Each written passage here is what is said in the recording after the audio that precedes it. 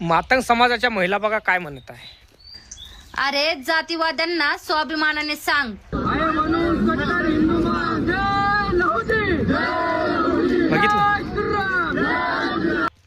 बघितलं ना, बघितलं. हा मातंग हिंदू मातंग आहे म्हणते, म्हटलं ना त्यांनी. तर हा बाजूचा व्हिडिओ बघा. सर्वांना क्रांतिकारी जय भीम, जय लवजी, जय शिवराय, जय आदिवासी. आमचे कसबे साहेब काय म्हणतात, मांगाचं तोंड पाहिलं की दिवस शुभ जातो आणि पाटील मांग आणि पिटल पांग. मांगाची ही वायवाय उरली आमच्या आणि मांगाचं तोंड पाहिलं तर दिवस सुखी जातो. म्हणून पाटलांच्या दारापुढे आपले घरे वाटतात. भीमा, तुझ्या जन्मामुळे बाबासाहेबांनी एवढा संघर्ष केलेला आहे. विचार करा, ह्या काळामध्ये एवढा संघर्ष मांगा. विचार करा, तुम्ही स्वतःला हिंदू मातंग म्हणतात, मग प्रेत का जाळल्या जात नाही? बरोबर नाही का? प्रेत का जाळल्या जात नाही? तुम्हाला स्वतःला फक्त बेवकूफ बनवत आहे. बाकीचे सनातनी जे लोक म्हणतात ना, RSS, हे लोक फक्त तुम्हाला बेवकूफ बनवून राहिलेले आहे.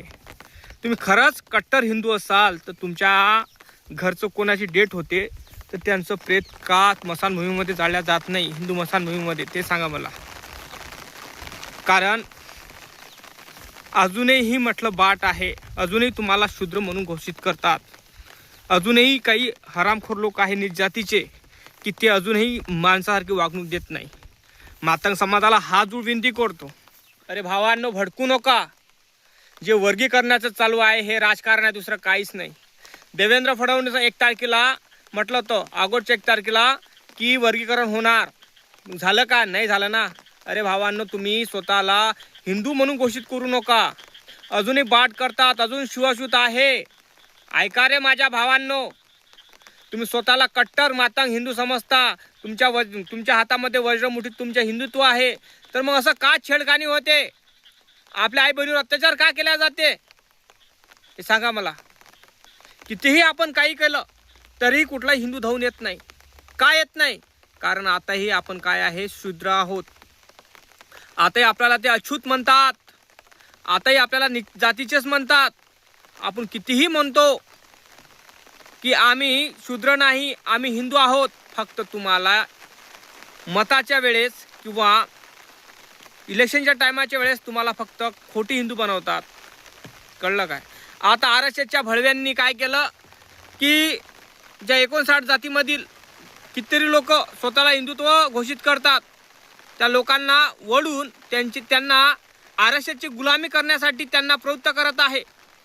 सांगण्याचा दृष्टिकोन हाच आहे की त्यांना झुकू शकतो फक्त बौद्ध, हा भारतातला बौद्ध, आणि भारतातल्या बौद्धांनाच घाबरतात ते, आणि कोणा लंडुरांना घाबरत नाही हे RSS. म्हणून माझ्या भावांना हात जोडून विनंती आहे की अशा लोकांच्या नादी लागून स्वतःचं वाटोळं करू नका. अरे आपल्याला शिक्षण कमी आहे आपल्यापाशी, ते शिका, शिक्षण घ्या. कारण आपण शिक्षणाकडे न वळता त्या आरक्षणाचे तुकडे करून राहिलो. कोणाच्या सांगणाऱ्यांना? RSSच्या सांगण्यानं आपण तुकडे करून राहिलो. तर हे तुकडे कितपत योग्य आहे का? नाही आहे. आपल्याला एकजुटीनं आपल्याला संघर्ष करायचा आहे. बाबासाहेबांचा नारा होता, शिका, संघटित आणि संघर्ष करा. आपण शिकलो पण संघटित झालो नाही. का नाही झालो? कारण आपण इथं तिथं माती खाऊन राहिलो. त्या लोकांच्या म्हणण्यानुसार आपण वागून राहिलो. त्याच लोकांनी आपल्या गांडीला फळान गळ्यात मळकर दिलं होतं. त्याच लोकांच्या मनाशी आपण जुळून राहिलो आणि आपण त्याच्यात गुलामीत राहून राहिलो. कळलं काय? माझ्या मातंग भावांना माझं एकच म्हणणं आहे की भावांनो, लोकांच्या नादी लागून तुम्ही स्वतःचं अस्तित्व गमावू नका.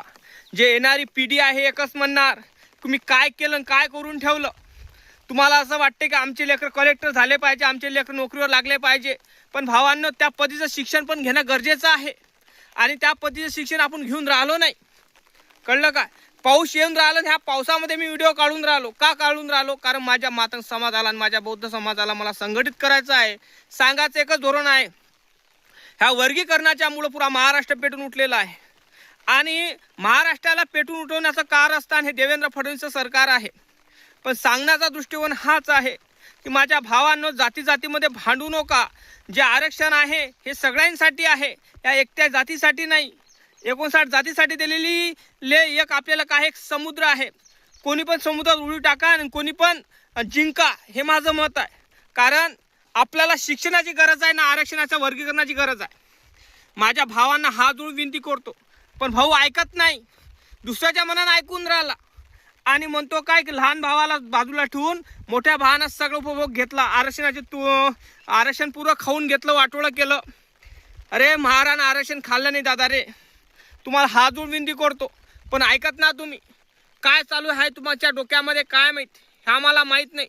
पण माझ्या मातंग समाजाला आणि माझ्या बौद्ध बांधवाला माझं एकच म्हणणं आहे, एकजुटीनं राहा. कारण हे सरकार तुम्हाला संघटित होण्याचा पासून रोखत आहे. कारण तुम्ही संघटित झाले की सरकारला असं वाटन की आपल्या हातून हे सगळे गेले. कारण हे सरकार गुलामीच्या दारात आपल्याला ओळखत आहे आणि आपण त्या गुलामीच्या दारात चाललेलो आहोत. कळलं काय? बाबासाहेबांचा नारा एका सगळं होता, तुम्हाला मगाशी सांगितलं, शिका, संघटित आणि संघर्ष करा. शिकलो पण संघटित झालो नाही. संघटित झाल्यावर ना तर कुठलाही मायचा लाल आपल्यावर लालबोट ठेवू शकत नाही. आपल्या नापू साठे जो लवची व्यवस्था जो बाबासाहेब आंबेडकर कोणतेही महापुरुष असो त्यांच्यावर ते लोक लालबोट ठेवू शकत नाही.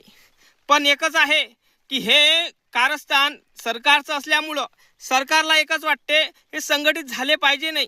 SC ST OBC हा संघटित झाला पाहिजे नाही. संघटित झाले तर आपण निवडून येणार नाही, आपली सत्ता होणार नाही. आणि हे संघटित झाले तर याचाच मुख्यमंत्री, याचाच प्रधानमंत्री, याचाच आमदार, याचाच खासदार राहणार. त्या कारणामुळे आपल्याला संघटित झाले पाहिजे, हे न राहिले पाहिजे. त्या कारणामुळं आपल्यामध्ये द्वेष आणि झर घालण्याचा प्रयत्न हा देवेंद्र फडणवीस सरकार करून राहिले, आरक्षणाचे भडवे करून राहिलेले आहे. हात जोडून विनंती करतो, तुम्ही स्वतःला हिंदू म्हणू नका. तुम्ही हिंदू नाही, तुम्ही आताही शूद्र आहात, उद्याही राहणार, परवाही राहणार.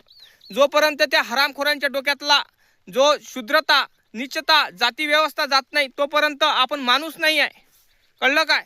आणि बाबासाहेब आंबेडकरांनी एकच म्हटलं, अगोदर माणूस बना आणि त्या विचारानं आचारानं आपण चालून राहिलेलो आहोत. तर मित्रांनो, लाईक आणि चॅनलला सबस्क्राईब झालंच पाहिजे, शेअर झाला पाहिजे हा व्हिडिओ, जास्तीत जास्त वायर करा. जय भीम, जय शिवराय, जय जवान, जय किसान, जय संविधान.